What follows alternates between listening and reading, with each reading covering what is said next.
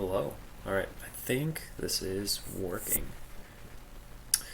Alrighty, so today we are mixing it up just a little bit. So rather than staring at a view of my computer screen, and instead of staring from the view of my phone, standing on top of a cardboard box looking down at some electronics, we're going to start this video at a whiteboard.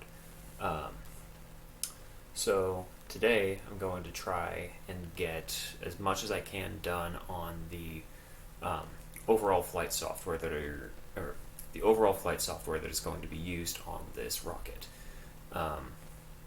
So I'm going to explain basically like the structure of how this system is going to be operating, like basically what kind of states this thing is going to be operating in, how it'll basically flow through all of the different sections of code that is going to be executed during the flight. Now, oops, let me push a button really quick. So, I will say this first. I am a mechanical engineer. I am not an electrical engineer. I am not a software engineer. I am not a computer science guy. I am not tech support, believe it or not. But I have taken some classes. I've worked on different projects here and there that have required some amount of coding, kind of similar to what I've been doing here. For example, this thing right here, if you've been around, you've seen this thing a few times. That was part of a spacecraft that I helped make, for those of you who haven't seen that before. But the flight computer that we are going to be making today is going to be similarly styled to that system there, except adapted and improved specifically for model rocket use. The code that we used there, basically it has a whole bunch of sensors running, but it had some other stuff running for specific testing at NASA Wallops Flight Facility or during the actual flight and recovery and whatnot. I won't be going into detail about that stuff. I'll be talking specifically about the model rocket version of this stuff.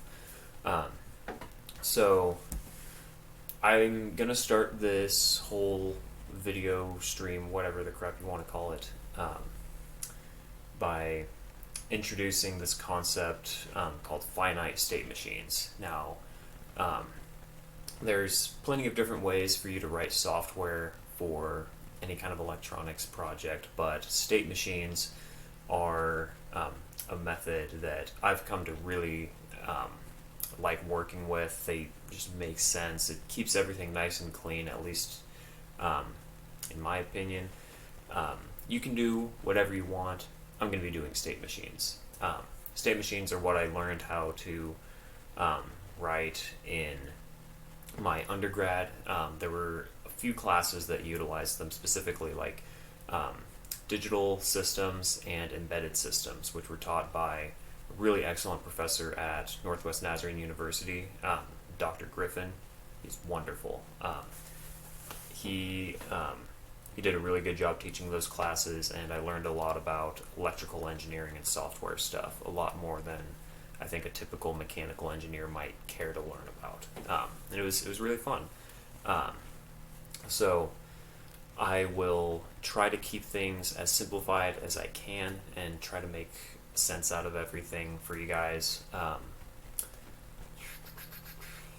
So yeah, so one of the nice things about state machines is that you can write or draw what's called a state machine diagram. Basically what it looks like is you'll have basically a whole bunch of bubbles that all represent your specific state that your system is in. So like, for example, if you're in one case for your system, you're in your like initialization phase, or you are in your shutdown phase, you're in the middle of dealing with some error phase, or like a good example of like a real world example. Wow, that was a terrible sentence. I'm an engineer, by the way. Not a linguist or English person. Um, but a good real-world example of a state machine could be like a traffic light. So you could have a state where you have a red light on, you have a state where you have a yellow light on, and you have a state where you have a green light on. And you can have basically different types of basically interactions between these different states where if a certain condition is met, the system will transfer from one state to another. So, like let's say with that traffic light example, you have you could have some sort of setup where somebody pushes someone pushes like the crossing, like the crosswalk button to get across when the road that they're trying to cross currently has a green light. So as soon as they push that button, that could send some sort of timer that says like wait for 5 seconds while the light is still green and then turn it yellow. So that would be the next case. And then after you have your yellow light, have the system wait for another like 3 seconds or something like that, and then turn it to red. And then have that thing. You could have the light system go through like a waiting or idle period with that red light, where it's basically hanging on red for about like 20 to 30 seconds or so, waiting for that person to cross, and then it'll turn back to yellow or turn back to green.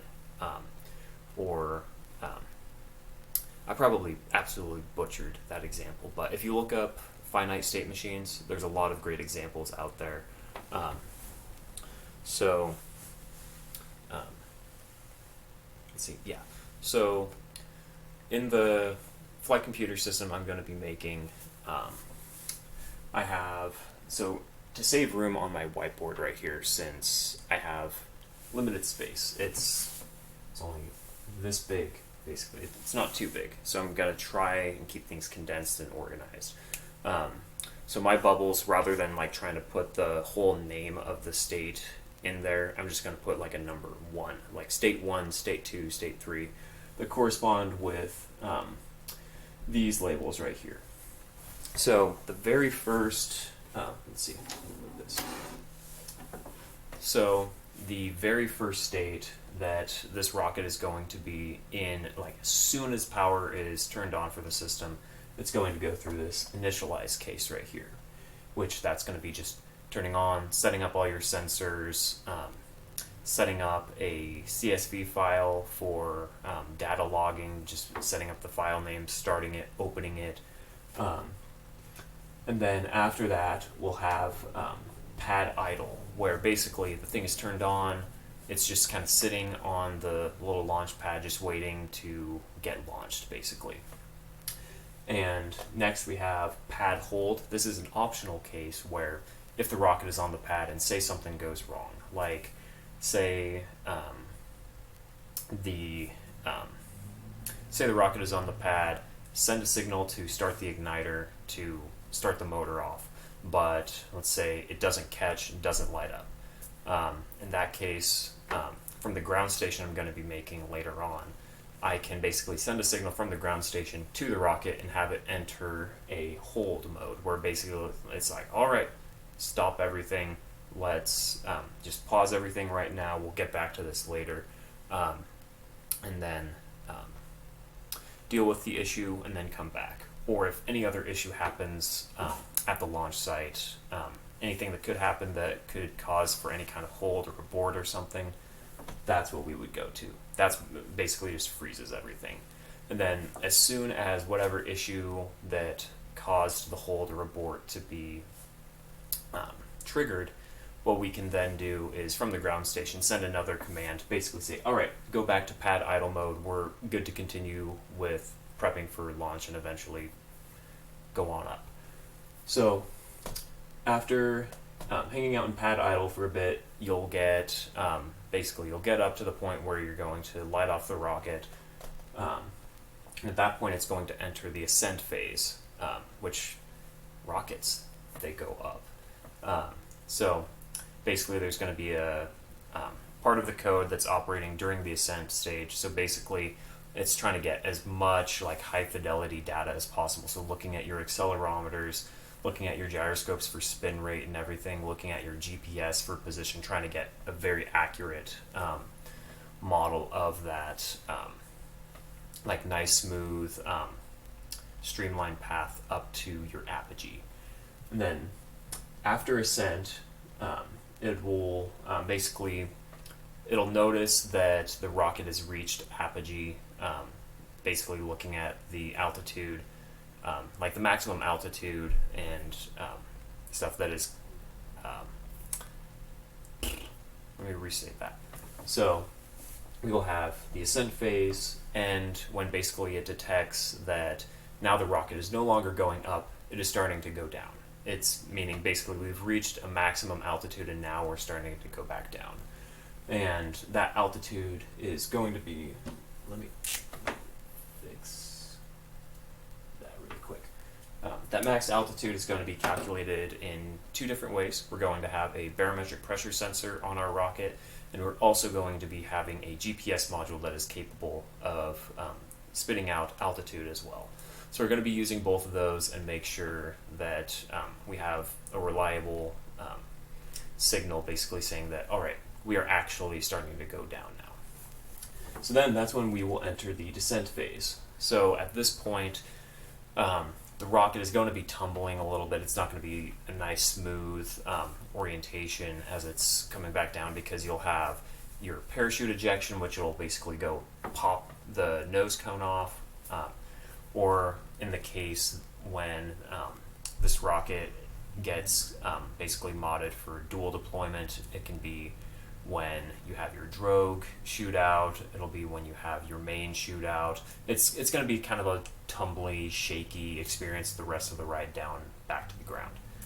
So after descent, we will get to the landing phase. This is not going to be trying to propulsively land or anything. That's not what this means. We aren't trying to stick a landing like a Falcon 9. We aren't trying to do any of that. This is just a case basically saying, all right, we recognize that the rocket is now no longer changing altitude ideally. This is basically, it's hit the ground, it's not moving, or it's on the ground and it's getting dragged by the chute on the ground or something, just kind of scraping along the ground or something. So that'll be detected then, and then after landing we have landing idle. So this will be triggered once the rocket basically detects that, all right, we are no longer moving, we have finally settled. Ideally this will be just a few seconds after the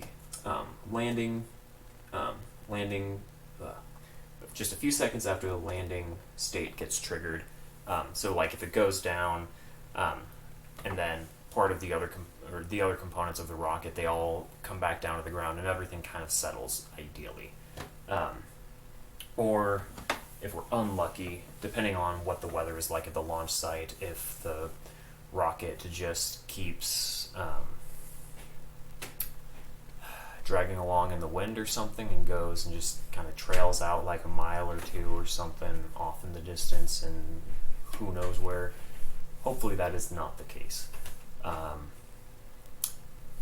Like if that's the case, if it just keeps moving, landing idle won't be triggered at all. It'll just be constantly moving, and at that point it's yeah. So in both of these landing phases right here, there's going to be basically a well, actually throughout all of the flight really, there's going to be beacon data that is transmitted out of the rocket through telemetry down to the ground station that I'm building. It'll basically spit out very bare basic data about the rocket. So what it thinks its current velocity is, what its current acceleration in the z-axis is, or the vertical central axis of the rocket, whatever you want to label it. I like z, but you can do whatever you want. You can do just a few bare basic things so that the rocket is more focused and putting all its resources into saving everything locally and monitoring everything during the flight, and then just getting a few little things shot out back to the ground just for us to see where it is. and then it'll basically come down.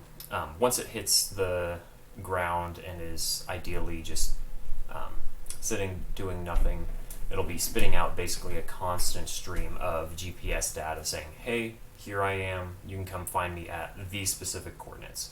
And then during the recovery phase of the flight, I'll be going out with the little ground station. It's going to be a little modular system that can basically go out and eventually find the rocket. And once we find the rocket, that's when we get to shutdown nominal and shutdown remote cases. So these two depend on user input. These are ideally we'll have shutdown nominal, which will be triggered by a command from the ground station. So what that'll be is if the rocket is just on the ground, you can go pick it up, everything is fine. Send a little signal from the ground station and do the shutdown nominal case. It'll basically go through, it'll finalize anything on the CSV file, all the flight data. It'll do one last check, organize everything, save it, and basically go into like a shutdown or low power mode. Basically, like, we're done with the flight. And then the rocket could then be restarted and flown again if it wanted. Now, shutdown remote, that is in the unfortunate case of if this rocket decides to become a tree ornament, or if it's stuck in any kind of position where basically the rocket is unrecoverable. So if it's at the top of some 100-foot tree or something, like a mile away, like once we get to the rocket and we can see it, and it's like, yeah, there is no way we were getting that. Or if it's stuck in part of a river or anything like that, or waterway or something, basically there's no way we're getting it back. We can do shutdown remote, which basically is similar to the other nominal case, except what we can do then is, so it'll go through shutdown, save all the files and everything, and then what we can then do is actually go and transmit, like we'll have to sit there for a few minutes and let the system actually transmit all of the data from the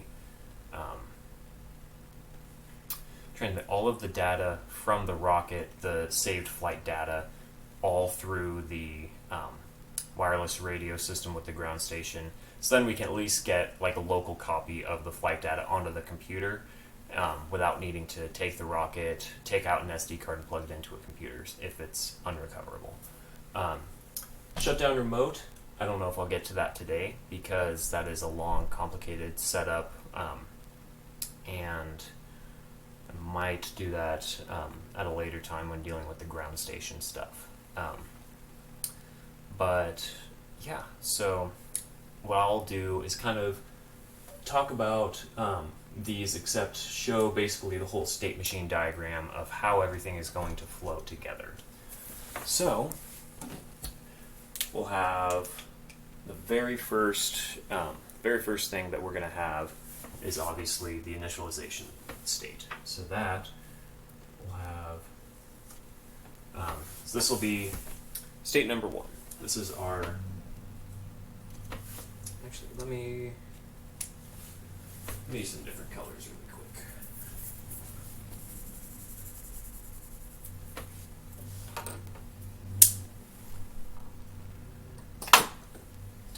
Great, that just fell. Let's see. So we'll have,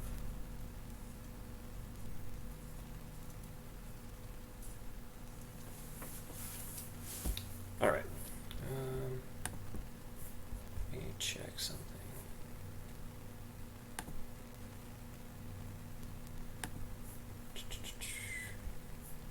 Okay.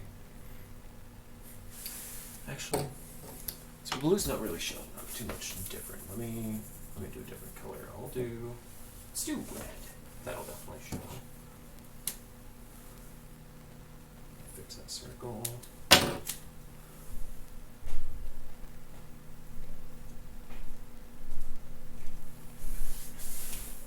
Alright, yeah, so there we go. So start, this is basically as soon as the system starts to get power, we'll go into case 1, which is initialize right here. So what we'll then do is there will be a few different ways that we can go. We can either go to pad idle or pad hold. So let me do, let's see, so this will be,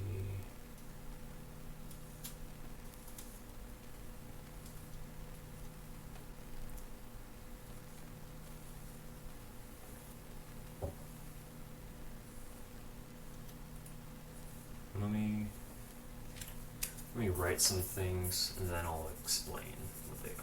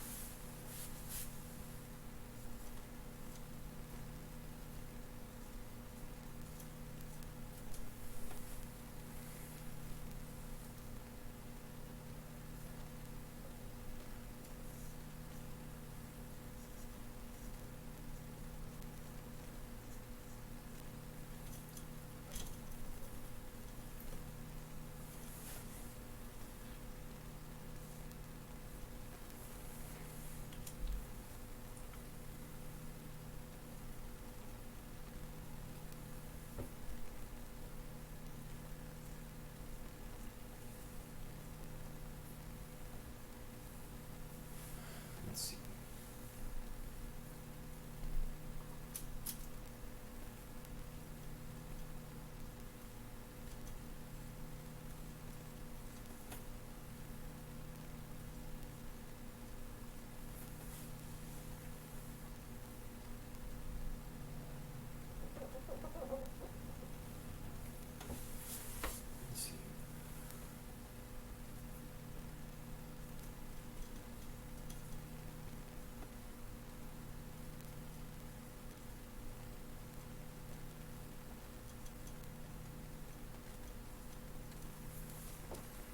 Alright, so hopefully you can see that good enough, but so we have startup right here, so basically power on. Now in this initialize case, we'll have basically two ways to break out of this. We will either run through all of the setup where basically all of the sensors are started, all of the data files are started, everything ideally will be great. If everything works well within the system, meaning we have no system errors right here, we will then go and cross over into state 2, which is pad idle, which is what we want.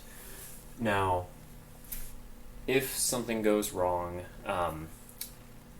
ideally this won't happen very often, but it's good to have at least some sort of thing,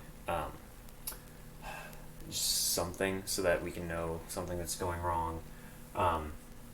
We can basically, if we detect an issue with any of the steps in the initialization phase, we will then go into state 3, which is pad hold, which is what we go into anytime there's a problem.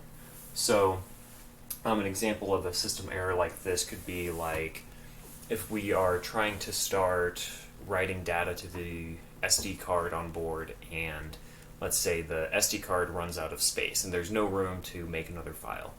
Now, ideally this won't happen because I'm using a 32 gigabyte micro SD card and I'm writing CSV files that are on the order of like kilobytes in size, so that shouldn't be a case.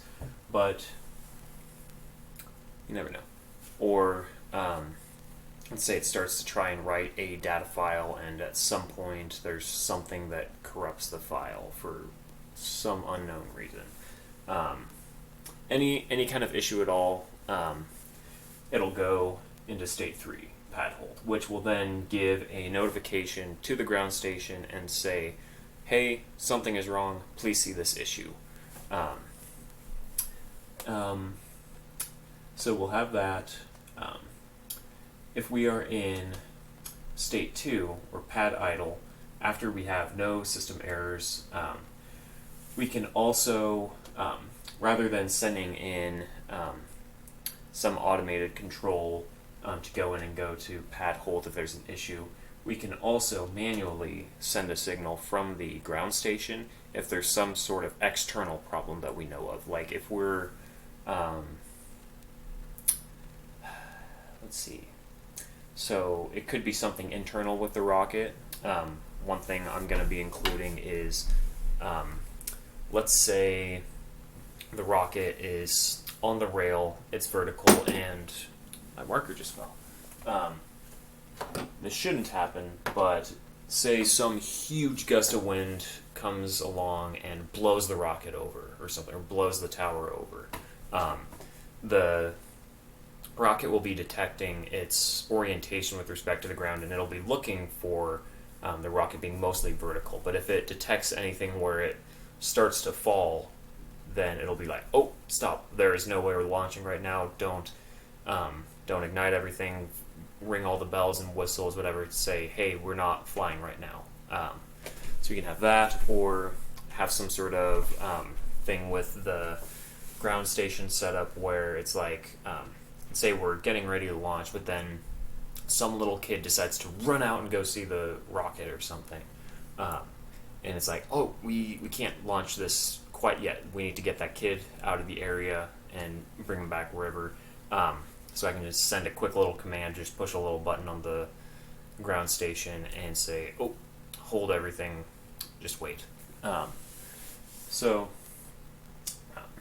So if we have any kind of issues at all, like at the site, we'll go from pad idle to pad hold. And we'll basically be sitting in here, not flying at all, until we have confirmation that all of those issues have been dealt with. So we can send a signal from the ground station back to the rocket and say, basically, there's no issues left, and we can go back to pad idle. And from that point, we will then go on to the ascent phase, which, let's see, let me draw some more stuff now. So we'll have,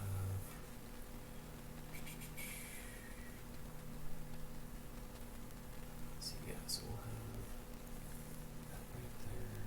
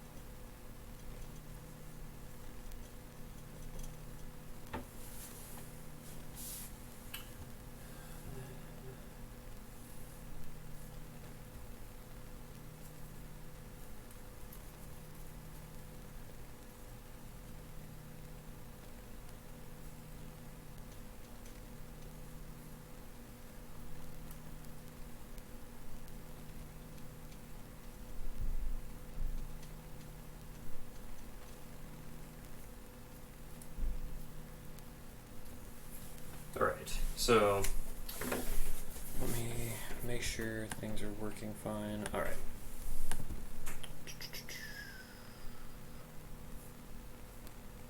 Alright, so next we'll have, hopefully you can read this, so after we have pad hold, we will have one way to get to stage 4, or case 4, which is the ascent phase of the flight. Now, depending on how you want your rocket set up, this could be if you're having some sort of external controller, like the little launch controllers, like a little rectangular box with like a little key and a switch that you push to basically short a circuit, heat up the igniter, and light off the motor manually. You can do that. Or if you have some sort of internal means of igniting the rocket, so everything is all self-contained. If you have your igniter like wired up to the rocket, you can do that. In this case, I'm probably going to be going with the manual launch controller, just to be safe, at least for this flight. And I think that's how everything is going to be handled at the launch site anyway, when this is going for its certification attempt. So with that, since we won't be sending a signal to ignite the system, what we could do instead is do a high G detection, where basically the rocket is sitting there vertically, doing nothing, just waiting to fly, and then the accelerometers that are active in that idle period, they'll be monitoring for a high G acceleration event, which basically means the rocket is starting to go up. You can also do a high G switch if you want. Those are like switches that are enabled when they're a little bit like a relay sometimes, where basically you have a high G acceleration event basically have some sort of like a cantilever to contact goes and gets forced down and touches another contact, completing a circuit, and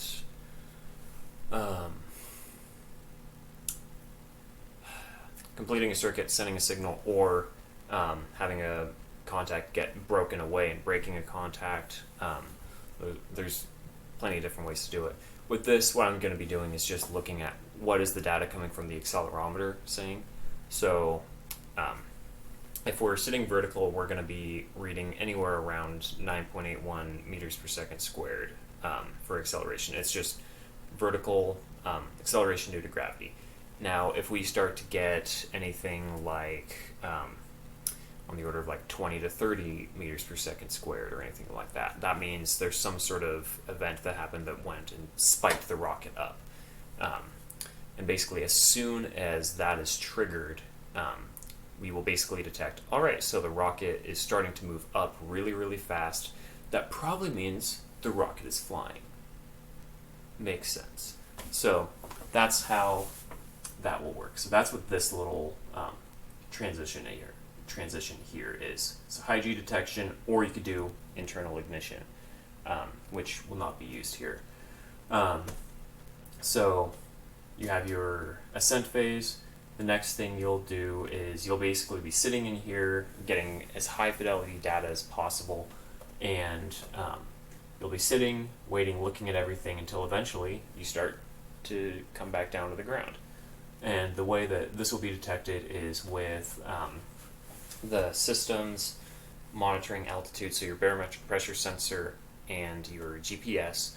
Those will be basically looking at throughout the flight, basically looking at what is the maximum altitude that has been recorded so far. It'll be going up, going up, going up. Actually, let me, yeah. Or, there's one thing I forgot, actually, with this little thing. Actually, let me change something here, too.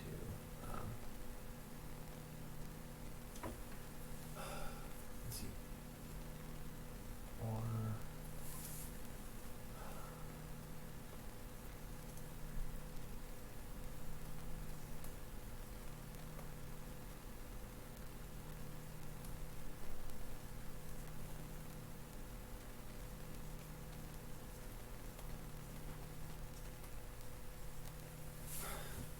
So one thing I forgot to write was, so if you are using a delay charge with your parachute ejection system, then there's nothing you can do to really control that. But if you are using black powder charges that are driven by some sort of electrical signal with your electronics on the rocket, so like the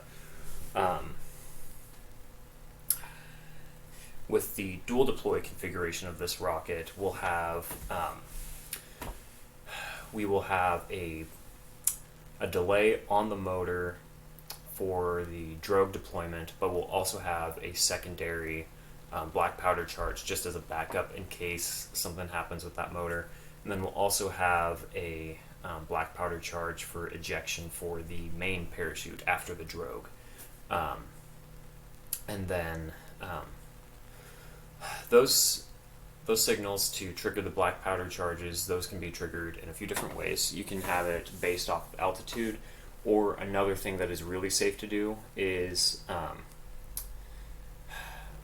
one thing that's really good with your let's see. One thing that is good to have with your electronics with this is redundancy wherever you can put it in. So let me figure out how to word this properly. So your monitoring of the barometric pressure or the altitude in your rocket, it is a great way to detect when to signal your parachute. But say something goes wrong with your pressure sensor or with your GPS, where all of a sudden you're not getting any pressure data at all, and you need to be looking for a certain threshold for when to deploy your parachute. And let's say that doesn't come. Let's say something happens, that one board gets fried, or let's say during the flight you have your enclosure for the electronics a little too sealed in to where the pressure sensor isn't really detecting real change in altitude at all from pressure. Typically you'll want to have like a little hole drilled into the side of your whatever container the electronics are in where the pressure sensor's at, but say you make that hole a little too tiny or something blocks it, something goes wrong, and if your pressure is reading, oh, I'm still on the ground, basically, or if it's something wildly off from what it needs to be, what you can also do is have a backup where rather than relying solely on the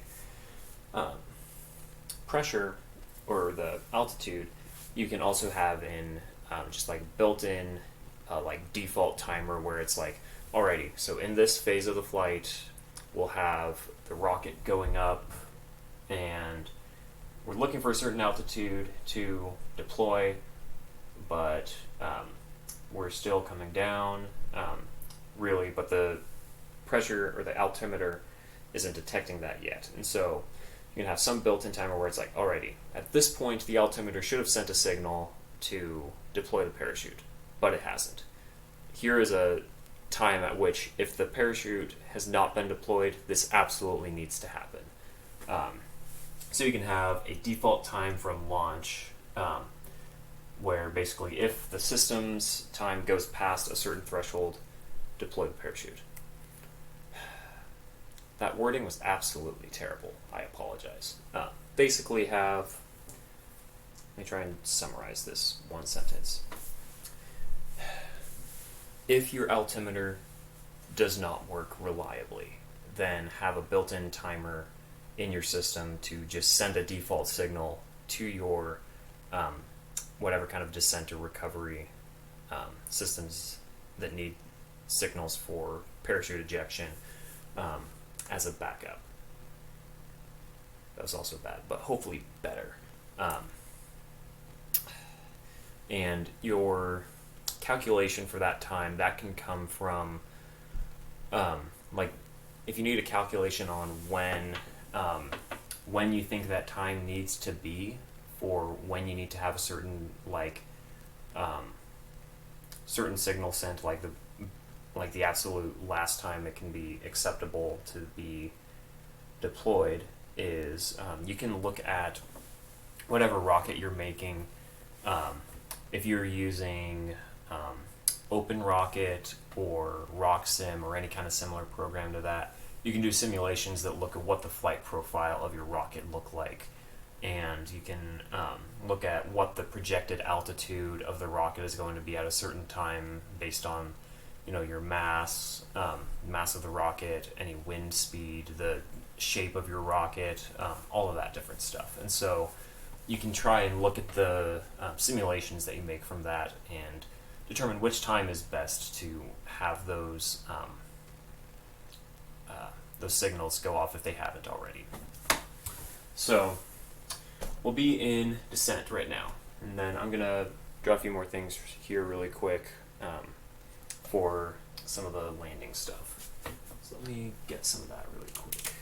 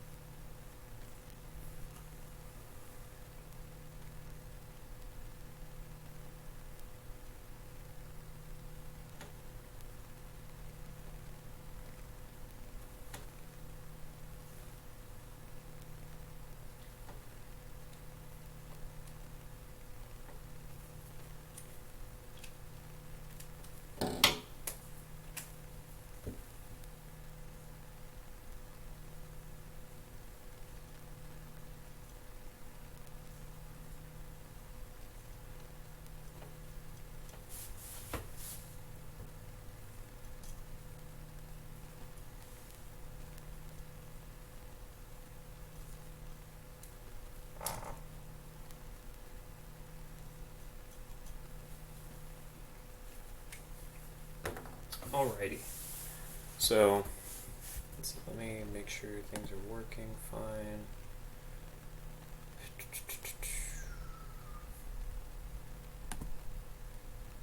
Let's see. Alrighty.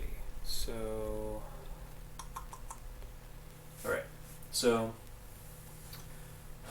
after the descent phase of the flight, we'll then be going into our landing phase.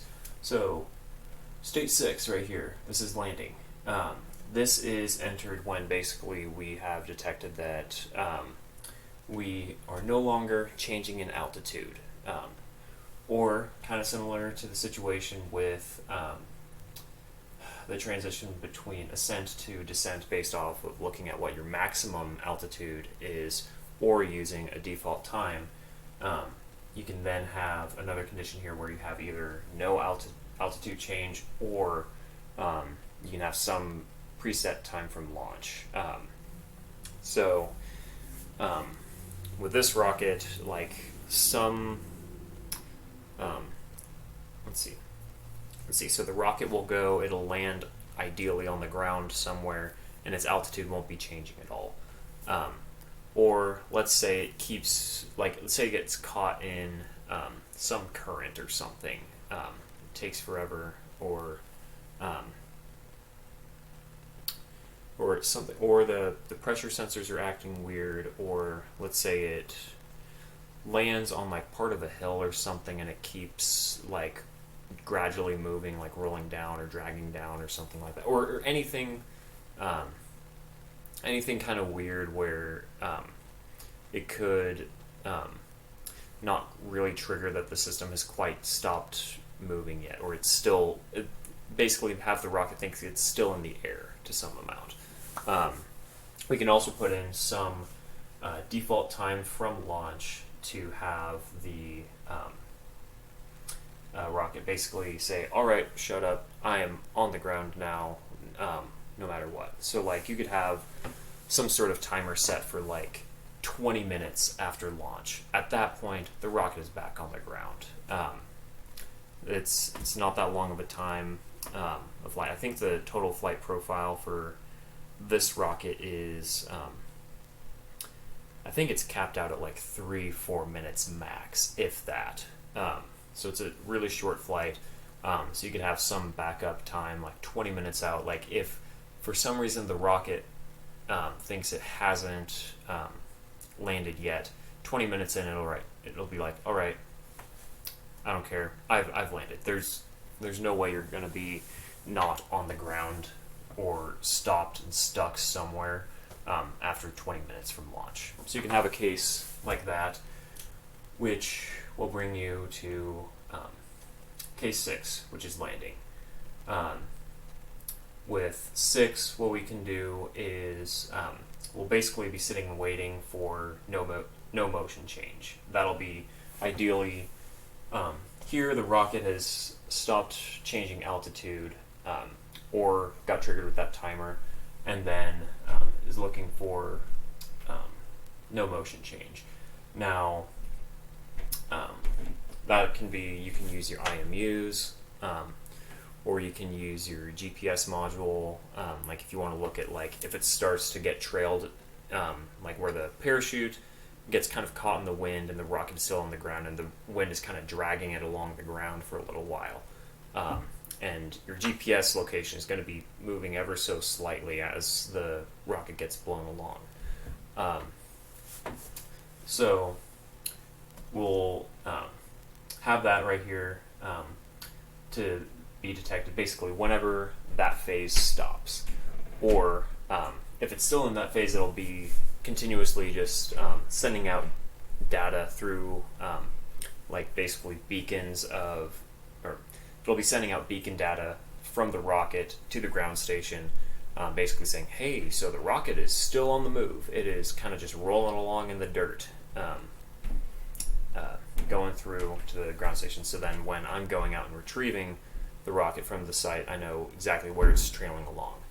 And then ideally, once I get to the rocket, there's going to be 2 ways to shut the thing down.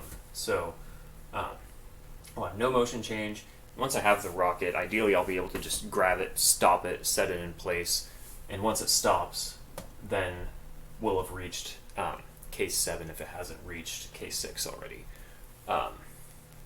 So then, alright, so then I'll have the rocket with me, and let's say, alright, so I have the rocket with me at the site. I've stopped the rocket, it's sitting there, and now it's time to shut everything down. I can then send a quick signal from the ground station.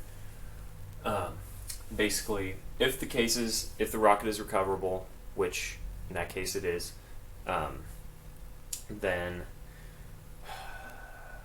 I can send a signal, basically say, alright, everything is good. Let's just shut everything down, save all our data files, everything will be all great, hunky-dory.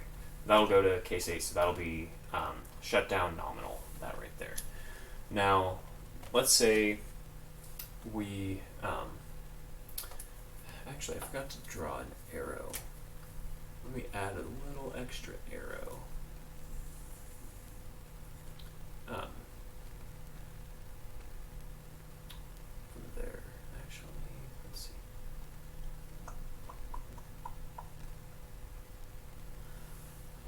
This is not very clean, but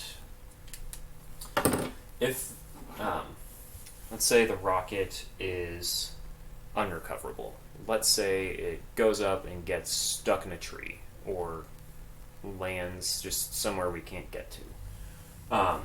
In any of cases 5, 6, and 7, what we can do, so I just added this arrow right here and kind of connected it with 5. This is very sloppy, I apologize, but hopefully it gets the idea across.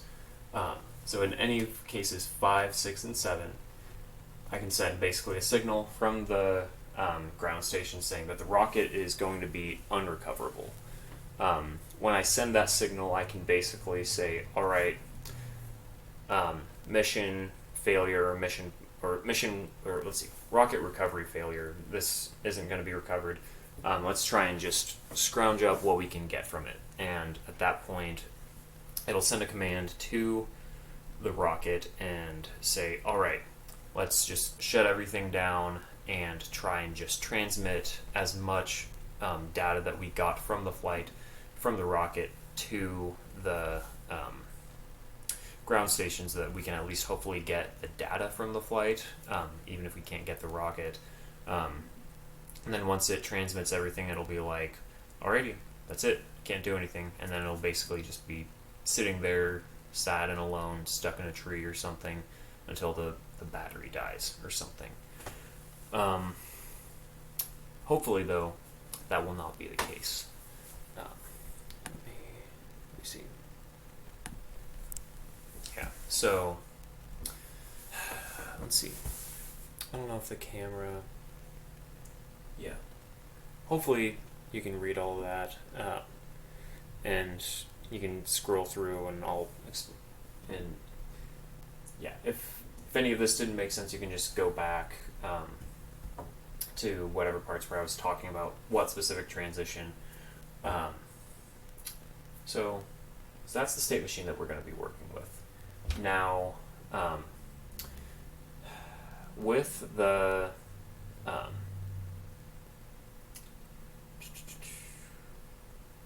let me explain something else that's also going to be working on this rocket. So this is the general, like, just overall case for what the overall rocket system is going to be thinking the rocket is doing during the flight.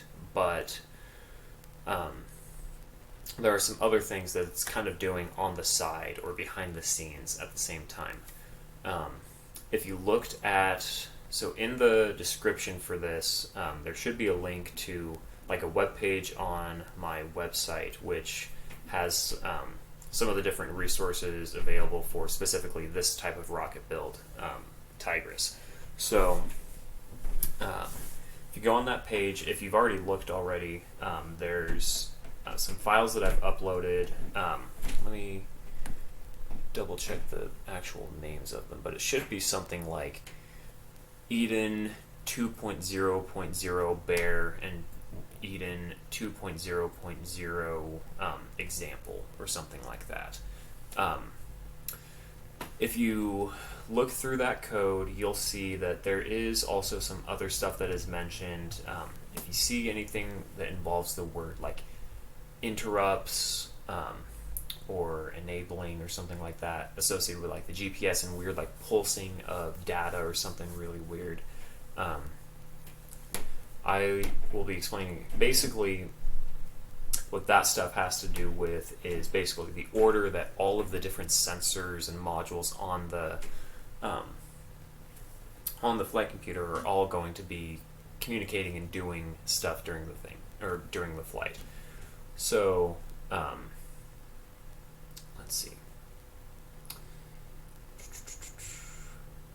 So most of the sensors that I'm using are really nice, and what they do is basically you can send a signal to the specific sensor you're dealing with. So like this could be, for example, in the code it could just be like read acceleration event or something, and it'll in software that's all you have to say in like the source code for the flight software. But what that'll basically say is in any time where that command is called or something, it'll look at what the current acceleration reading on your accelerometer is saying, and then you'll get that data back. You can get whatever variable spits out, so like some number, and you can either at that point you can either do math with it, you can print it out, you can do whatever the heck you want with it. So it's really nice. You can basically tell the sensor to run and spit out a number anytime you tell it to, which is really nice.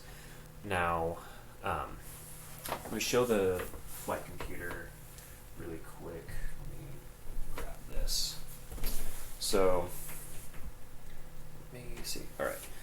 So this is the flight computer right here. This is just the raw electronics. It's not set in any kind of scaffold or avionics sled or anything like that yet. This is just raw electrical components, PCB, wiring, and whatnot. So we have our microcontroller here. This drives everything. This is the brains of the operation. Then we have this right here is our IMU. This is one of those sensors that we can tell it to spit out a number or spit out a reading anytime we want it to. And then same thing with, if you can tell under the wiring, there is this board right here. This is a BME 680. This is our barometric pressure, temperature, humidity, and VOC gas sensing sensor. Another sensor that we can tell it to run whenever we want. Then we have our micro SD card breakout, which is, let's see, we have our micro SD card breakout, which is kind of layered underneath that environmental sensor. And that's another thing. We can command and tell it to do whatever we want, whenever we want. The two boards on here that aren't quite as friendly to deal with as that are, we have our GPS module right here, and then we have our HC12 wireless radio module. Those two are a little bit interesting. With the HC12, with the radio, we can send out a signal anytime we want, but we can't control, like locally on the rocket, when the HC12 or the GPS is going to be receiving a signal. So like with the GPS module, we can't control when the GPS is going to read data from the GPS satellites and decide to take it and spit it out into the through a serial line to the microcontroller. Or with the HC12, the rocket itself doesn't know specifically when somebody else at a ground station is sending a signal there, receiving it with the HC12, and then that HC12 then spits out some serial data whenever that happens. So let's see, how do I word this properly? So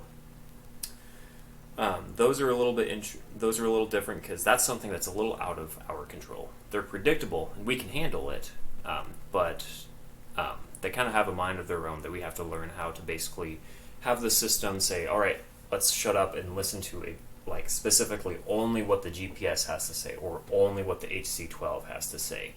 And then we sit, listen to what each of those two boards want to say if they have anything, and then we sit down, look at what they say, and then do something with what they said. So it's like say the equivalent of let's say you're in some business meeting or some Zoom meeting or whatever, and let's say everybody's arguing, or everybody's talking about all these different ideas that are going on. So you've got your environmental sensor, your IMU, you've got all of this stuff all kind of going at once throughout the whole meeting, and then there's those one or two guys, some big manly man with a big deep voice and everything, that as soon as he talks, it's the clouds have opened, and it's just a voice of power or something, where it's just hey, everybody listen to me, or something. Then everybody kind of goes and quiets down a little bit, stops what they're doing, and listens to wherever the big booming voice is coming from. And then you'll have that big booming guy say, I have specifically blah, blah, blah, blah, blah, says something important that everybody wants to listen to. So the whole group stops, listens to him, and then once he's done saying his thing and leaves the room, then everybody stops and looks around and says, all right, now what are we going to do about what he just said? And then they sit down, take notes, write, do whatever. And then after they finish that, then they go back to their business. They go do whatever. So imagine that analogy, except with a bunch of little electrical boards trying to think of how to do things. So the big booming voice guy is your GPS module, or your HC12. Anytime they have something that some randomly timed pulse of data that they want to spit out, everything wants to shut down and listen to that. So the way that I have this set up is through what are called interrupts. So interrupts are basically a really neat thing you can do with programming, where you can have basically any kind of event. Any kind of event can kind of trigger the overall code to basically stop and look specifically at one thing, or do some specific task. So, for example, or the way that I have it set up here is the microcontroller. I have it set up where the serial data for either the HC12 or the GPS are connected to interrupt-enabled lines, which will basically sit there and do nothing until some sort of event happens where the signal or the state of that pin changes in any kind of way. So you know how all code is sent as basically ones and zeros, machine code. So that data is going to go through the physical wire from the GPS or the HC12 to the microcontroller with some physical wire connecting the two.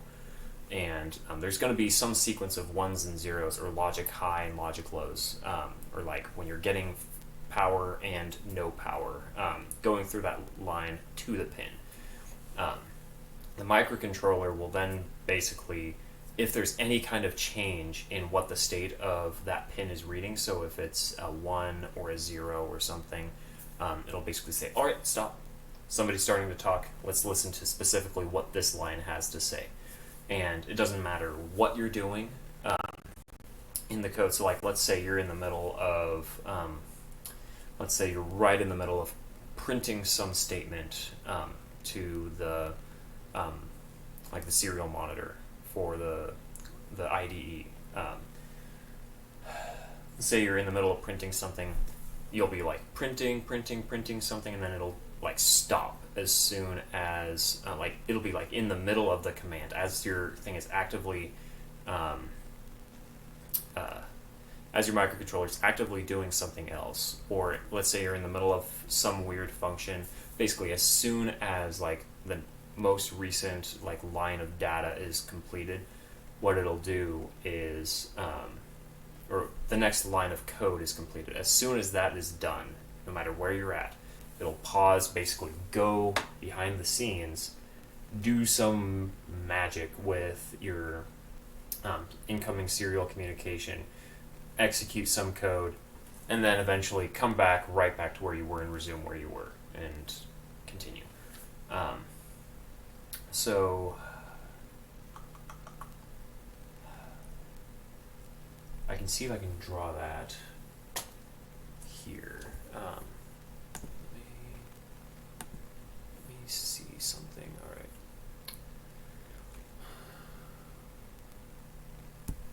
So what we can have is, let me kind of separate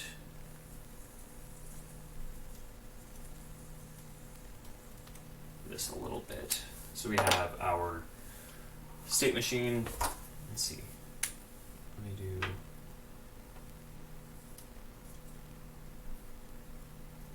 Let's see.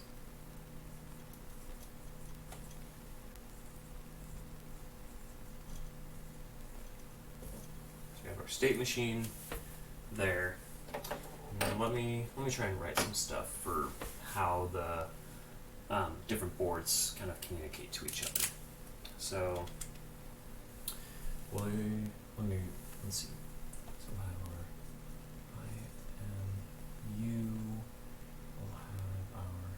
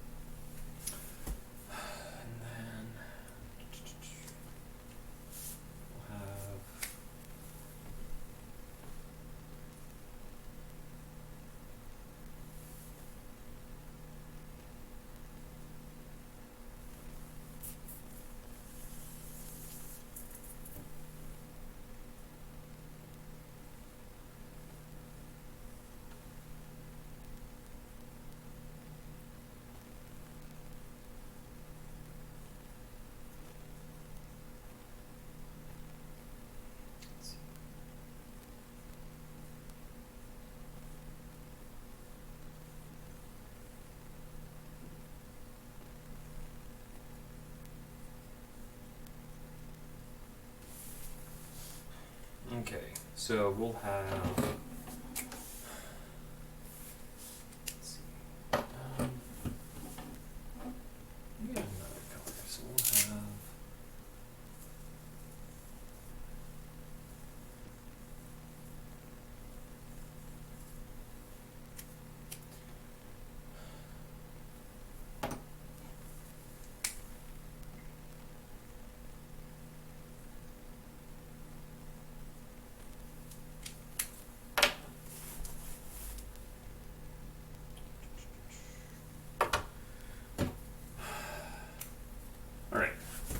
actually, I'm going to use green. I'm going to use black to try and stay consistent.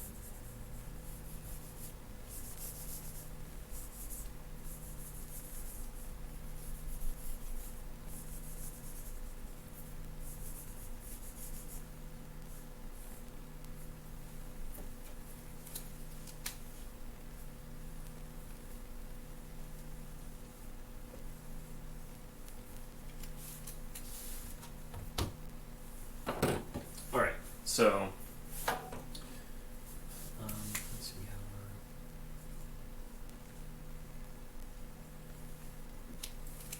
our... Alright, so, normally, the system is going to be, like, reading our IMU, our environmental sensor, and then other stuff. So that's, like, doing math, saving stuff to a CSV file, looking at what state the rocket is in, just stuff, other just processes that are going to be going on with the rocket.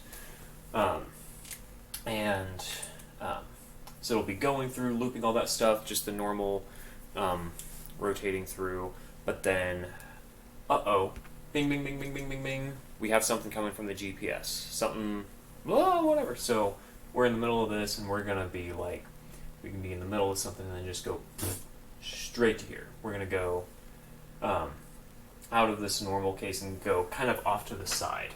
I can use it. Let's see. Let me rewrite something right here. So we've got.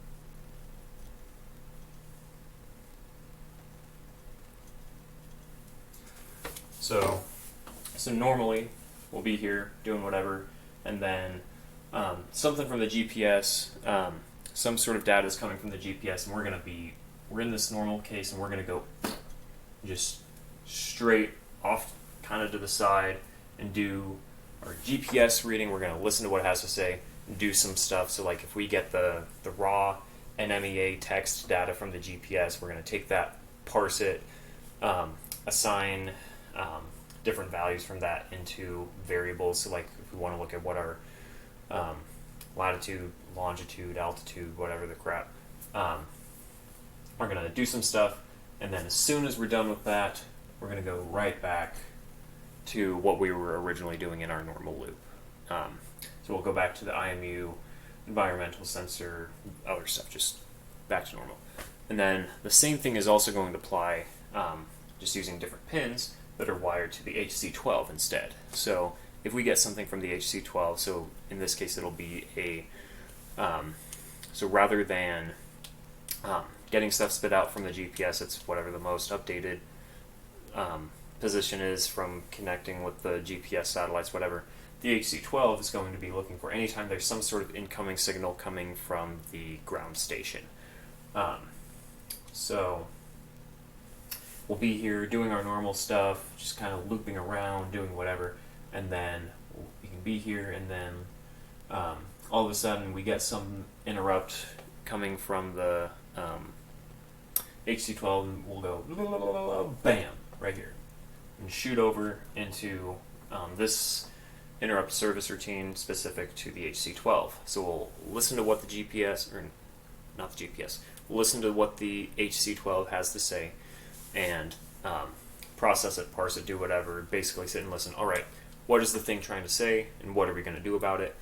So like if we get a signal, let's say if we're up in, let's say we're up in case 2, where we're sitting idle on the pad, not doing anything.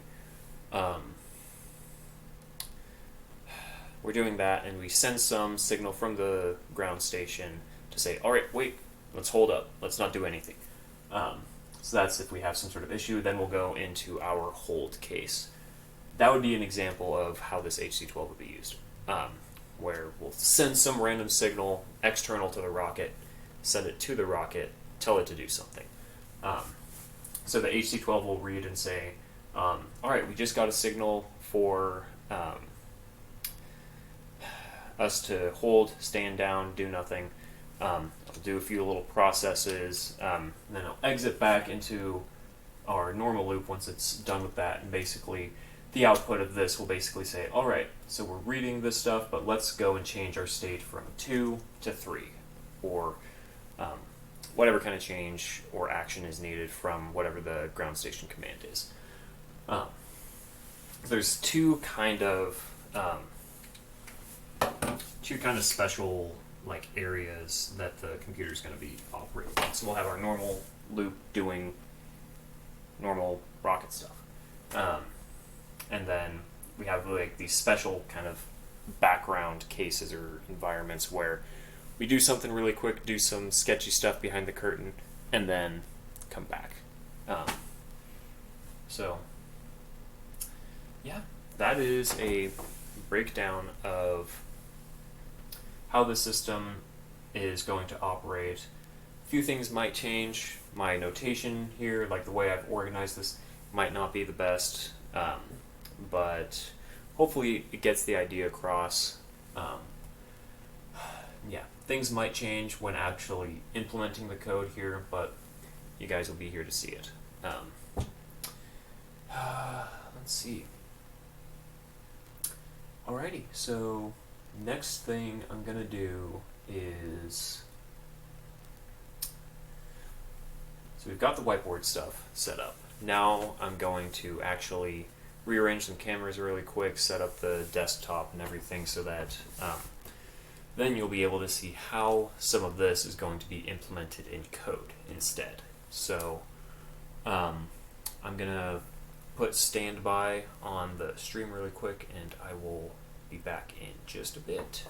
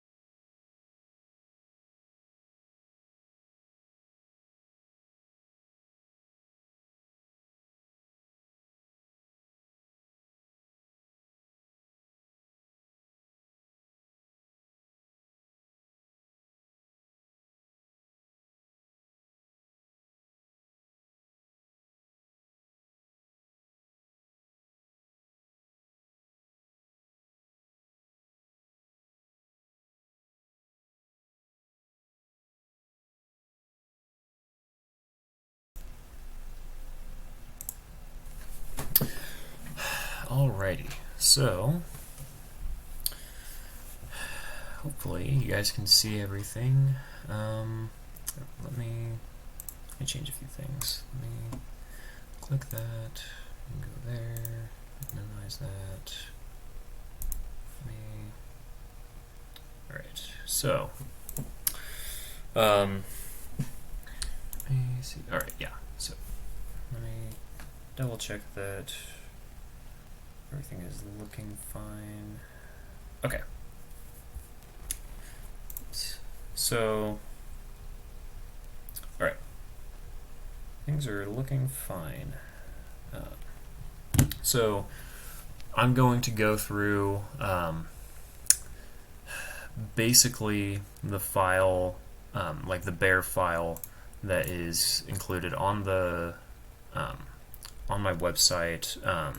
This file is available. It's basically a bare stripped version of basically has like a little SD card file or a CSV file set up for your SD card, some basic templates for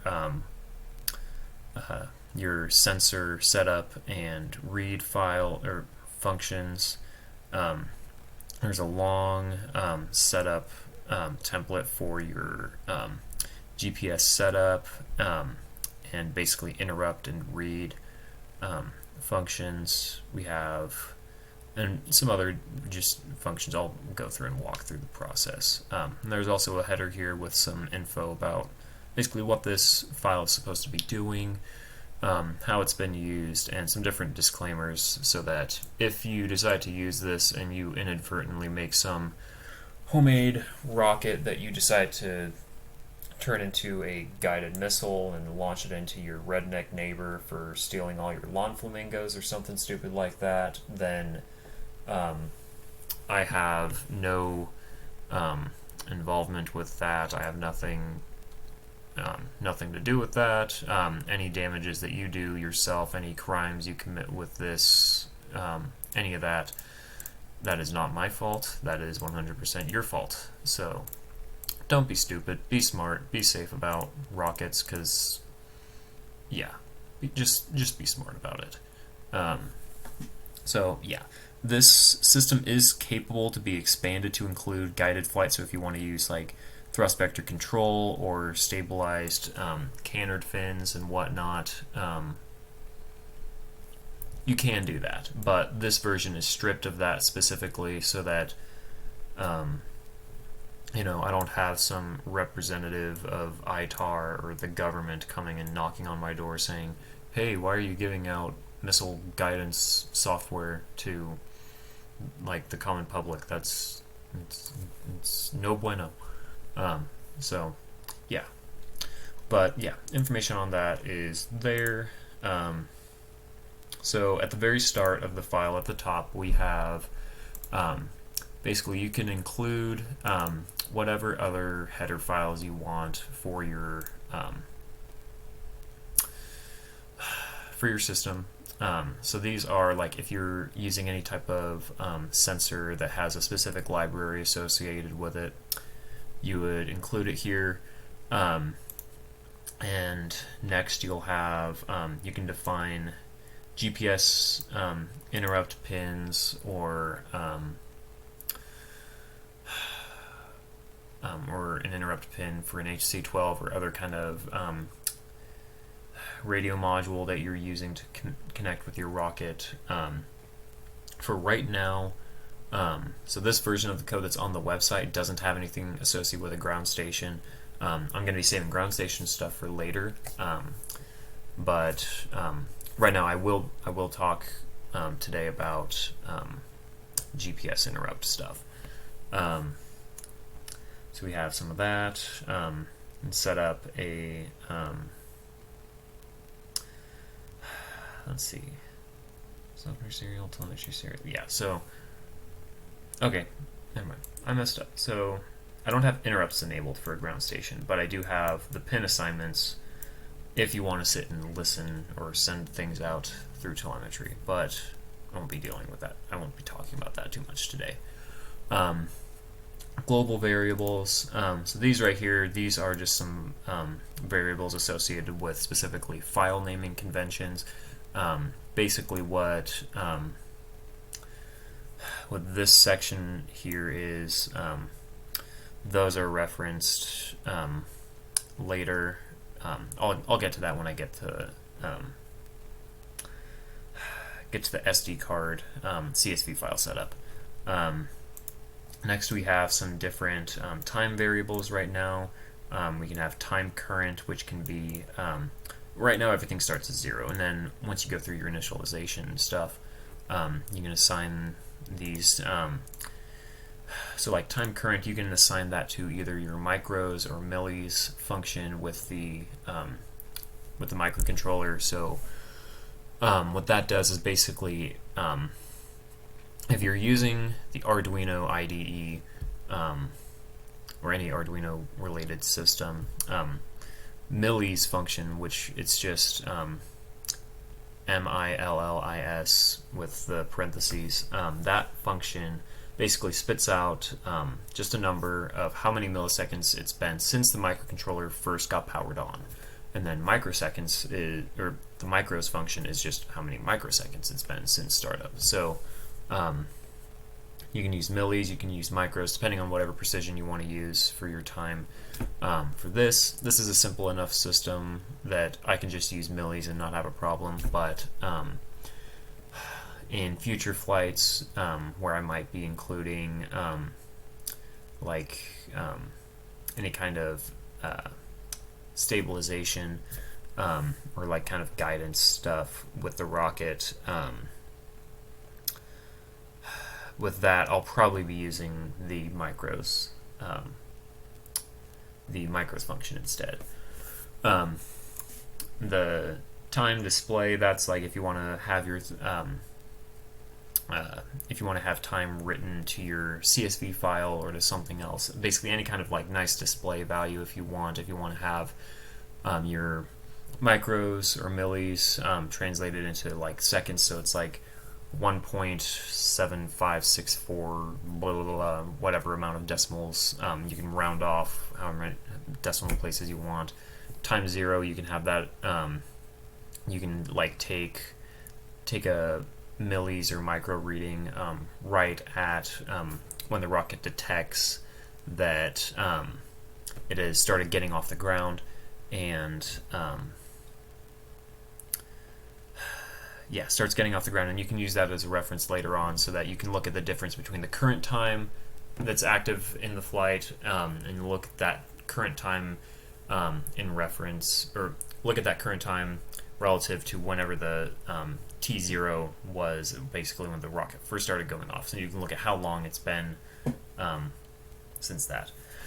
And then next are a whole bunch of variables, which these are going to be kept global so that you can go and reference them in any function that you want throughout the system. So you can have like AX, AY, AZ, those are like acceleration in X, acceleration in Y, acceleration in Z. You can assign whatever the crap you want.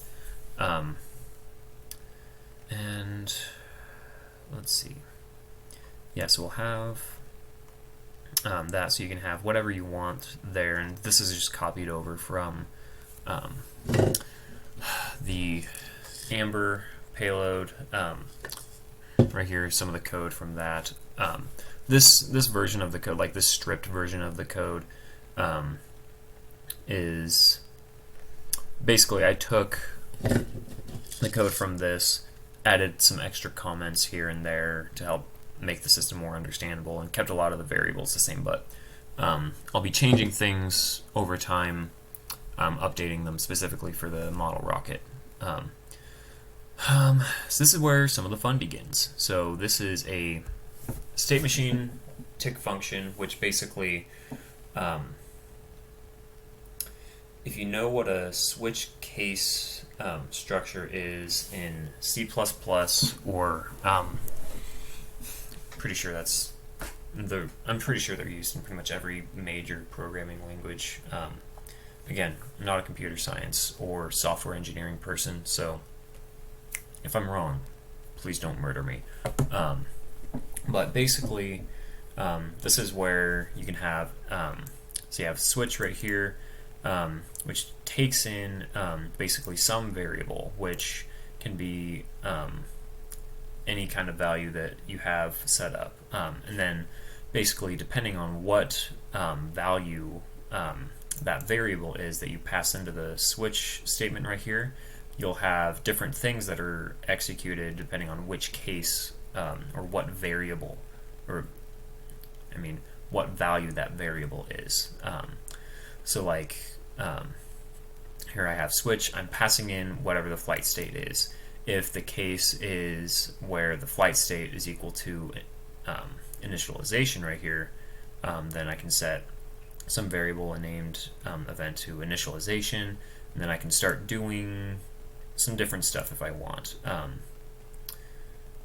So like serial print line, what I can do is if I want to have the system wait for a second before going and actually starting doing stuff. So like if I accidentally bump the power switch and turn it on really quick, I can just turn it right back off and it'll bypass. Or if I turn it on and right back off, then it won't do anything. But if it's on for more than a second, then it's like, all right, we're actually doing this. So let's start going through the whole setup process.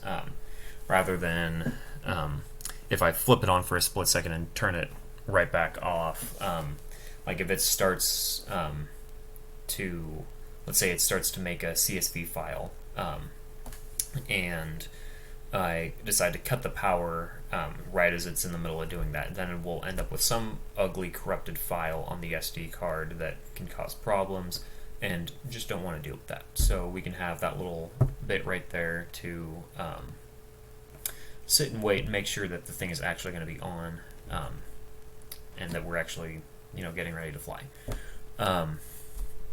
SD setup then is done there, which I won't go too much into. Like with the stuff that you fill in each of these cases, you can set it up however you want. This is just some bare bones start stuff to get you started if you want. So it'll go through sit, wait, set up your SD card. You can have things start to read or something if you want, and then basically as soon as everything is done, you can do, let's see,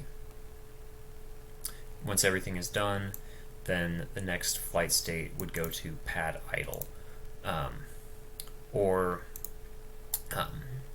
you can have, it's not shown in the code here, but you can have everything set up to where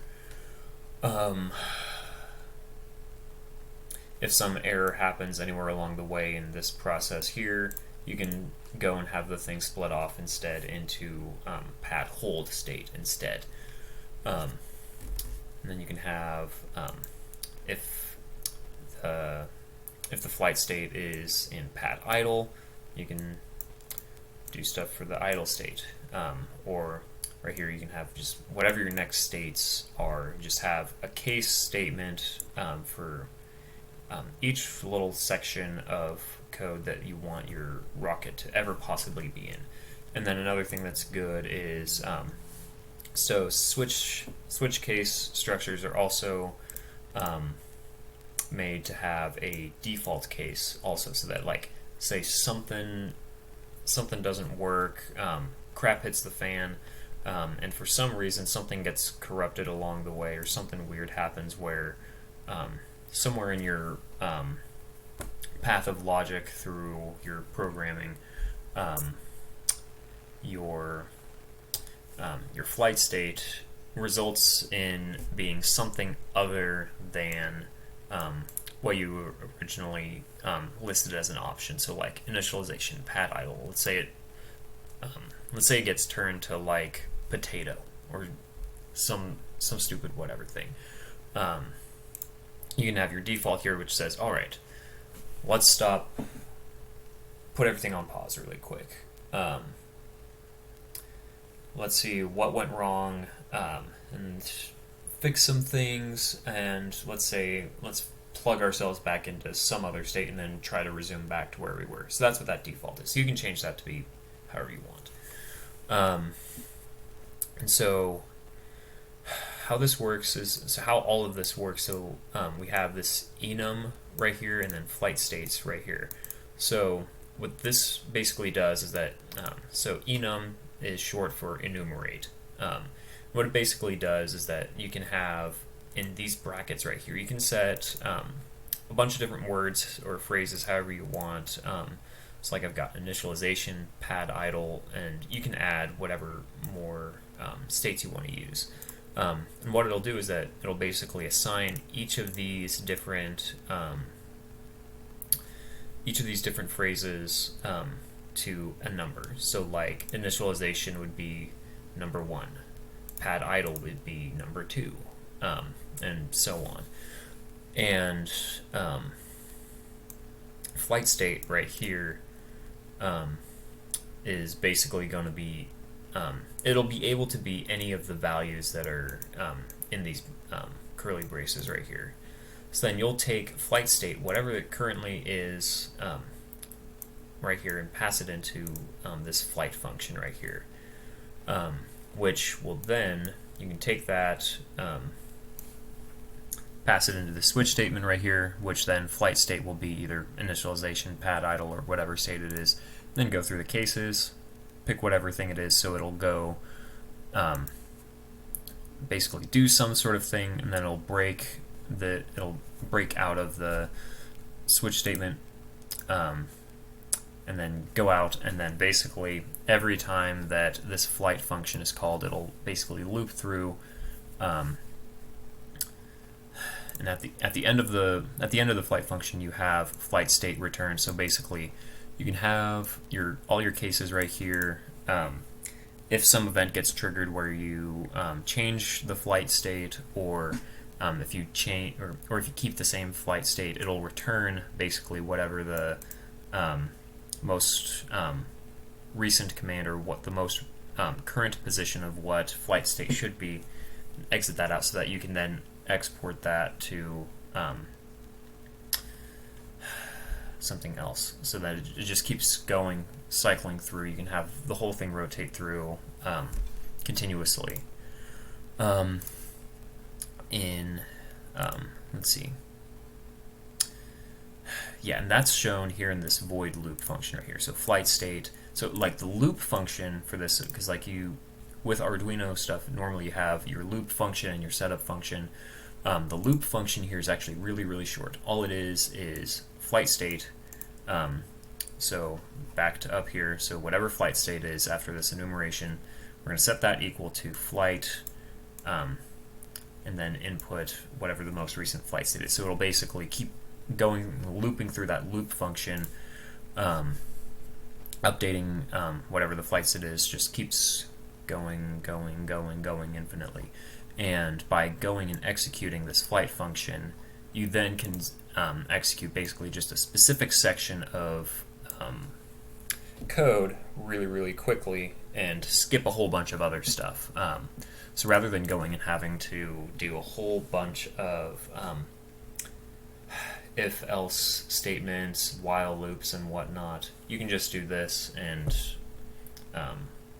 it is a little bit more advanced, but once you get the hang of it, it is so much more cleaner, and it's very, very helpful. And then you can also use state machines really, really well with interrupt stuff later on. The setup function for the code, basically it declares whatever the first, at the very start, what the first value for what flight state will be. So it'll basically say, alright, we're going to initialize the rocket. So the very first state that it'll be, go to initialization. So then once the flight function is called, it'll go and execute just the initialization section. Once initialization is done, then we can move on to whatever the next case is. Set up our serial stuff right here with our baud rate, and we can do GPS setup and our other setup functions specific to whatever sensors you're using. So whatever normal library stuff will come by default or can be found online for whatever sensors you're using. Specifically, you would just call those same things here, and I'll get to where those are at later. Tell time right here, so if we want to see what time it is, basically, this isn't looking at what it is with like a real-time clock or anything. That's not what this is. This is looking at just what is the time since the power, or since the microcontroller got powered on. So we've got time current equals micros right here. Might change that to millis later, but micros is safe as well. Time t display. Let's see. Blah, blah, blah, blah. If I have time 0 assigned, so that's the let's see. That can be when so time 0 is t0. That's when the rocket first starts leaving the ground. So if I want, I can look at what the current time is later on, look at the difference between that and t0 divided by 1 million in this case, since it's in microseconds, or if I'm using milliseconds, I can divide it by 1,000 instead. That'll give me like that 1.7 seconds or 20,000 seconds in the future, whatever. It just converts it from micros or millis to just regular seconds. Or if you're using a system that has like an internal ignition for the rocket, so the ignition system for the motor at the bottom of the rocket is wired up to the electronics in the rocket, you can declare your time 0 to be like whatever the current time is, or the time from some like go command when that's given, some future time. So like add like a minute to it. So like add 60 seconds to after whenever some go signal is given, and then basically your time display is going to be like negative 59 seconds, negative 58, negative 57, negative 56, and just go through that. It'll go reach 0, and then everything else will be positive after. And then return time t display, that is just what it returns out of the tell time function, whatever you call it. Comms out, this is if you want to take any data from some other function and print it somewhere. So like similar to how if you have just some sensor and you use like the serial print command to basically take whatever variable it is you're playing with and send it to the serial monitor, so it just prints out some number on your computer screen. Same exact thing, except here what I can have it do is instead of printing it to the terminal, if I want, I can have it print that variable or append that into whatever active file I have open that I'm saving everything to on the SD card. So it's a CSV file in my case, or you can use pretty much any other file format you want. If you want, you could save it as a text file or whatever you want. And yes, you can do that, or you can still also print it through serial, or you can send it through your telemetry serial line. So that would be going out of your HC12 to your ground station. Telem all, basically this is just, let's see, if you want to basically spit out a whole line of what all of the most updated data is from each sensor all throughout the whole system and spit it all out at once, you can do this right here, which is basically going to make a giant string and appends. So like I can append what the current file name is, whatever the current time is, whatever the current event is, and then values for all of these different numbered variables all here. Print that all out in a long comma separated string, and then telemetry serial print that, so basically send that whole line of stuff out to the out of the HC12 to the ground station. Or if we want to do just a smaller, simpler version, we could not use as much data and then just spit out a few variables if we wanted. So like here, I've got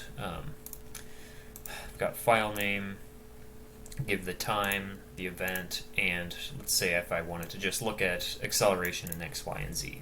So that's what would get spit out of the HC12 to the ground station if I call this function instead. Let's see. All sensor read. Let me see.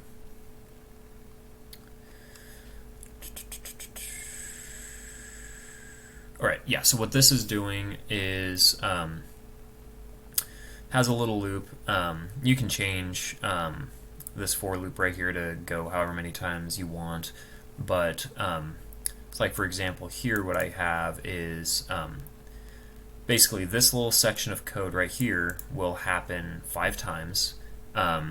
It'll listen to what it'll sit and have something for the GPS, and then you can have, let's see, you can read your other sensors there, whatever. It'll go loop through that stuff, and basically every 5 times this loops through, you can execute your telemetry sub function, and basically spit out a little snippet of what the most updated data is. I could change this 5 to a 1 if I wanted, and it'll spit it out every time this goes through. Or I can change it to a 2, and then it'll spit out stuff from telemetry every 2 times this happens. It depends on how frequently you're reading your sensors and how often you want to get pings to your ground station. GPS stuff. So let me check something really quick. Make sure things are going okay.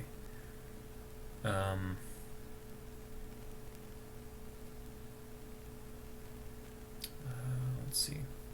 Making sure the stream is okay on my phone. Alright. So, wait, actually, what is that? Oh, never mind. Alright, GPS stuff. This is when we start getting into fun crap with interrupts. So, GPS setup, that's just your normal thing. So for my system, I'm going to be using the serial 1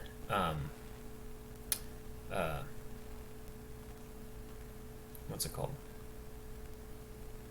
That's basically going to be the label I use to assign data going to and from the GPS, which really we're just going to be looking at stuff coming from the GPS. But with the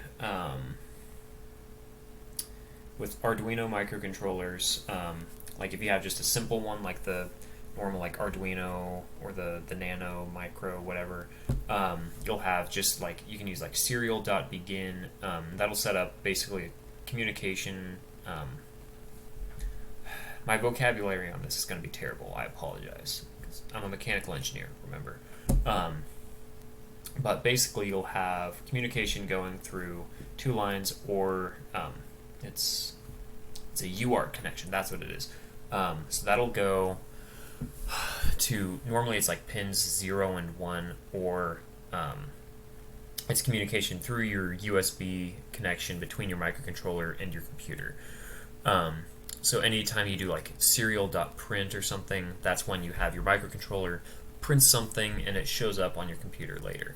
With some of the bigger microcontrollers, so like the Mega or the equivalent of that, you can have actually multiple UART things already built in to the setup of the microcontroller. So here I have serial 1 assigned to the GPS.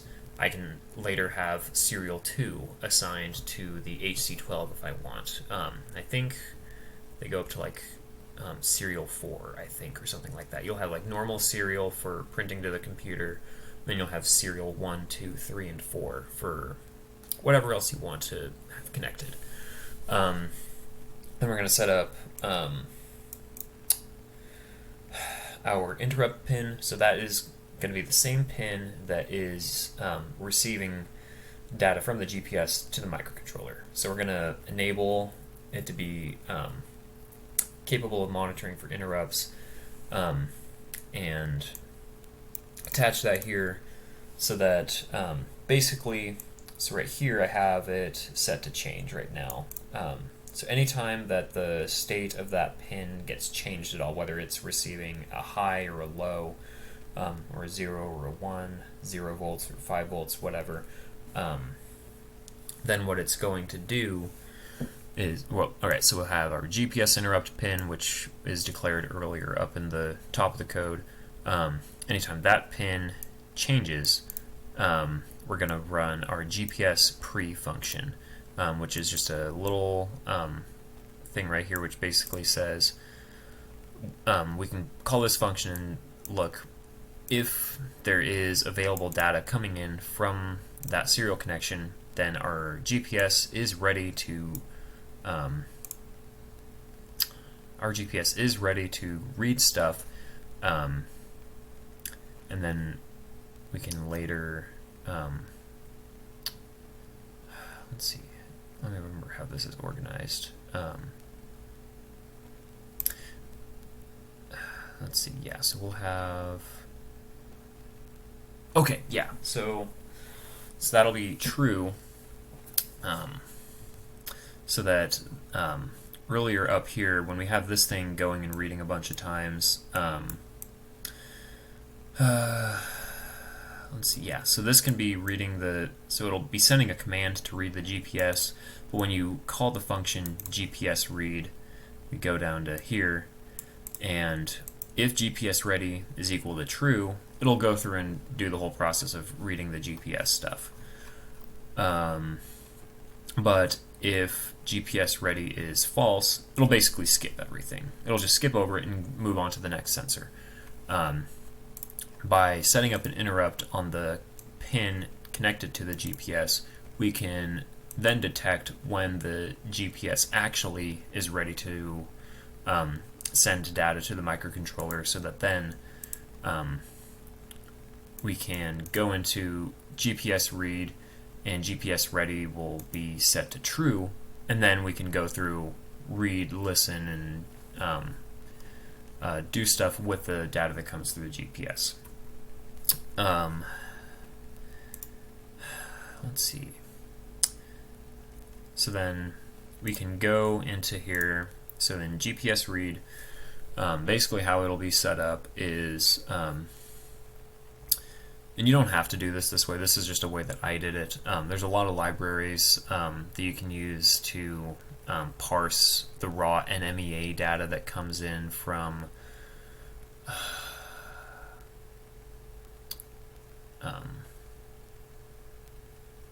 the raw NMEA text data that comes from the GPS module, which is organized similar to how this is up here, where you have some header, some identifier like with some lettered labels, and then some numbers and whatnot that can then be parsed and set up. Basically gives you your latitude, longitude, altitude, whatever. Some of the stuff associated with how that whole function works was shown in the previous live stream recording, so you can go watch that if you want. So I'll skip it over here. And so yeah, so there's that. After that, we also have your sensor here set up and read. So if you have your other sensors you're using, so like with me, I've got an IMU and an environmental sensor. So like your basically whatever is included in your setup right here, if it's not already called somewhere else, you can go and copy it into here, or wrong one. So if we have, alright, yeah, so if we go So anything so like here I've got my library file for the BME 680. Anything that is in this setup function, if it's not already established in one of the previous like initialization or setup functions, here you would copy stuff in here into this section right here. And then similarly, whatever you have in your loop for that function, you would just take that and bring it into your read function here. And you would basically have a pair of these for, let's see, you'd have a pair of these for every sensor that you're using, that you're going to send some command to read some sensor measurement and bring it back in. And the only difference really is, so like here here on the right, everything like in the example file is like you'll have serial.print, and it'll print out your temperature, your pressure, your whatever measurement it is. So what you could do instead then in these setup and read functions, if you were wanting to print anything, you can instead use the comms out function instead, which will then take your variable, whatever it is, and print it into the data file that you're actively writing throughout the flight. An example, if I make this big again, example is like right here. I've got a command right here. I've got comms out. Let's say if I have some variable AX, some number, I can set it as a string, have the number rounded off to 6 decimal digits. I'll have that, and then I'm going to print a comma right after it so that the next thing that gets printed out can be separated from this variable right here. So I'll basically have, similar to up here, like with the telemetry, I can have a whole bunch of variables all printed all in a line next to each other, and have them all separated by commas, which is really nice for a CSV file or comma separated variable file. So go back to here. So you can just replace all of your serial print statements with these instead. The SD setup. So what this is the end of the file, so I'll have a SD setup right here. This just runs once, basically at the very start of when the microcontroller first gets power. What this will basically do is, if you look up your example file for whatever micro SD card breakout you're using for your board, just use that at the very start. So like if it needs to look for any weird flags, have a look at that at the start. Once everything is set up, everything is good, then what it'll do next is it's going to start making a file that you're going to write all your data to. So basically, so while sd.exists, file name, whatever, that's basically saying if the SD card exists, then we can write to it. What we're going to do is we're going to start to make a file that is called file name. Now, way up back here, file name, what we're going to have is, the way I have it set up is that this computer can be turned on and off, on and off, on and off a bunch of times, and what it'll do is that each time that it's turned on, it'll make a new file with a number that is higher than the most recent flight. So like for example, if you have a completely empty SD card with absolutely nothing on it, the very first thing that this system will make is a file called flight, a bunch of zeros right here. I think it's got 8 zeros, and then it'll be just flight 0.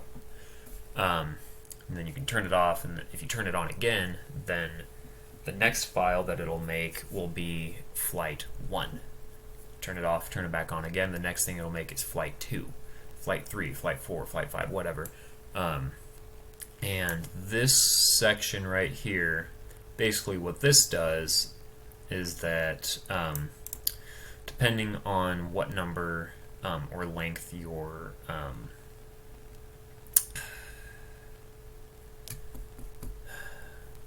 let's see, figure out how to word this.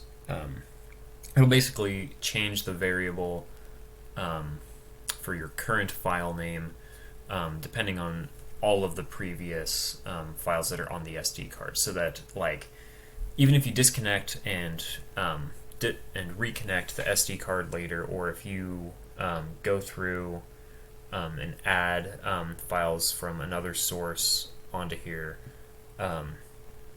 it can always be sure not to overwrite any files accidentally, and always make some new file for whatever flight you're doing. And if somehow you get through,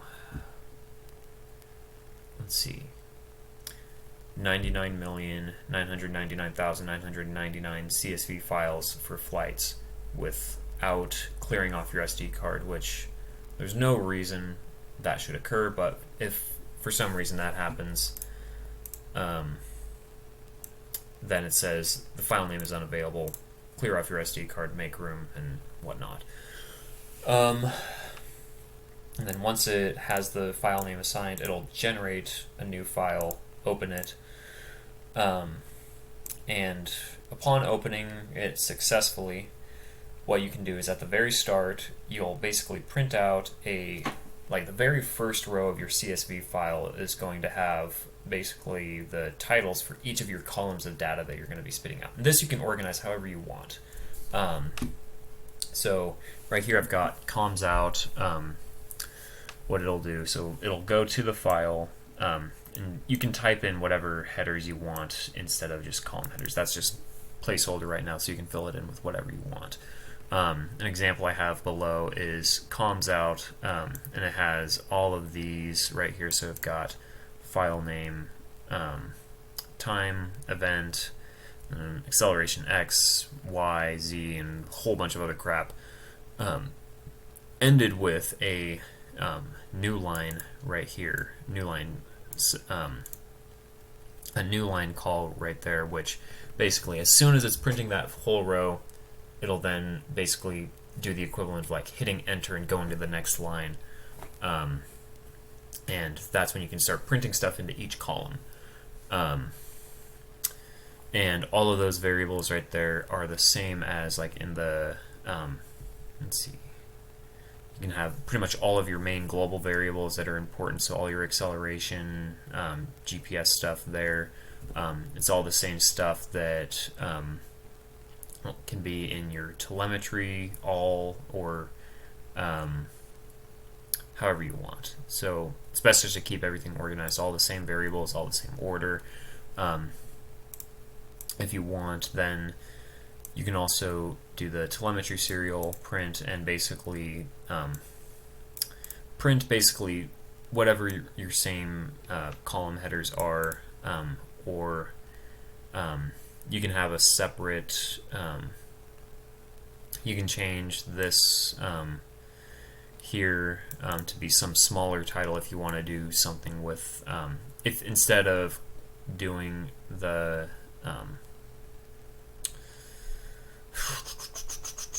rather than doing all your telemetry with every variable, you could do the telemetry sub function instead and have some smaller header title here. So yeah, so that is a brief rundown of like the structure. So now what I'm going to start doing is basically populating a bunch of this code with the stuff that we mentioned earlier with the state machine structure, filling in our sensor setup and read functions, and going through the whole process of debugging and making all of this stuff work. So yeah. Also, one thing I will mention, so if you watched the previous stream with a bunch of the wiring and whatnot, like a bunch of the wiring and subsystem testing, so basically testing each of these different components separately, we ran into an issue with the IMU, this blue board right here,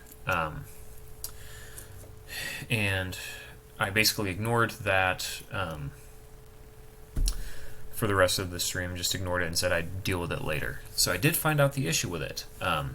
If you remember me being snarky and going to the file and it says like, oops, no sensor detected, check your wiring, and I'll be like, why don't you check your wiring? So I did have the wiring right. The breakout board does work perfectly fine.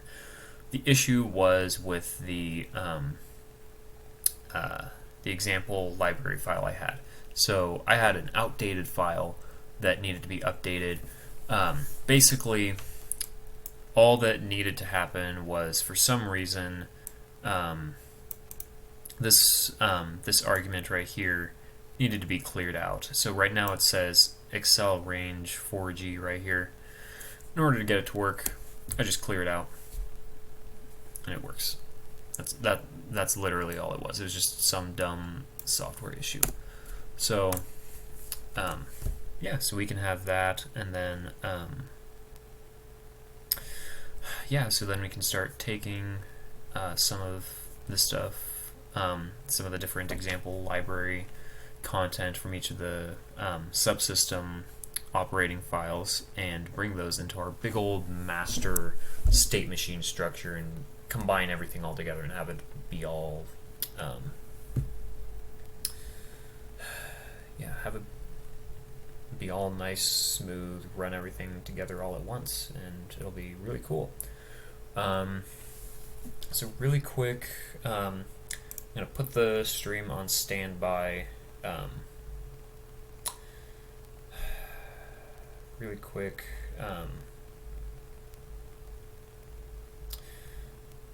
Actually, what I might do, this is a good breaking point for right now. I'll stop the stream for right now. I'm gonna get some food really quick, and then I will be back here. So this video, or this stream, has mostly been a bunch of stuff associated with laying the groundwork for state machine structure and showing the code version of that. And then next I will show basically populating all of the code stuff here from all of the other stuff and debugging, which that stream probably won't be as exciting or informative or whatever, but it'll be there if you want to see all the nitty-gritty of how all of that process will work. So I'm gonna cut right here, and I'll be back in just a little bit today, so shouldn't be more than an hour. I'm gonna take a little break, and then we will be back. So hopefully I will see you in just a little bit. So if you watched, thank you for coming, and yeah, so alright, see you in a bit.